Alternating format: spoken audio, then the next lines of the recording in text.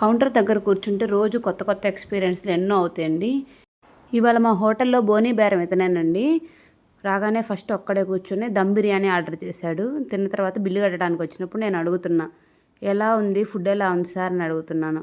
అంటే ఆ అబ్బాయి చెప్తున్నాను, ఫుడ్ చాలా బాగుందక్క, క్వాంటిటీ కూడా బాగా ఇచ్చారు, నా కడుపు నిండిపోయింది అని చెప్పాడండి. నాకైతే చాలా హ్యాపీగా అనిపించింది. నేను అదే చెప్పాను ఆ అబ్బాయికి. నేను డైలీ దేవుడికి దండం పెట్టుకునేటప్పుడు కౌంటర్ దగ్గర అదే అనుకుంటాను, అబ్బాయి కస్టమర్ అనే వాళ్ళు తృప్తిగా వెళ్ళాలి అని చెప్పాను. ఇది ఇంకో ఎక్స్పీరియన్స్. వీళ్ళెవరో ఏసీ రూమ్లో కూర్చుని భోజనం చేశారు. వాళ్ళ పక్కన టేబుల్లో ఇంకొకళ్ళు ఎవరో ఉన్నారంట. వాళ్ళ గురించి చెప్తున్నారు. అతను TV9లో న్యూస్ రీడర్గా చేస్తారంట.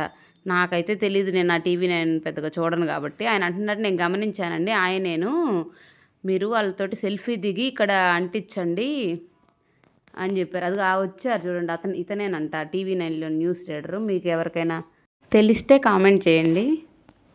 అయితే అప్పుడు నేను అన్నాను, చాలామంది వస్తుంటారు సార్, ఆమె హోమ్ మినిస్టర్ అనిత ఉంది కదా, ఆమె అఖిల ప్రియ, ఇంకెవరో జయరామ్ అంట, ఇంకా ఈ యూట్యూబ్ ఫేమస్ ఆయన ప్రెస్సు అంటాడు కదా, ప్రెస్సు బేబీ అని, అతనికి అమ్మ క్యారెక్టర్లో చేసింది ఒక ఆవిడ, బాగానే ఫేమస్ అయ్యారు, ఆమె వచ్చింది.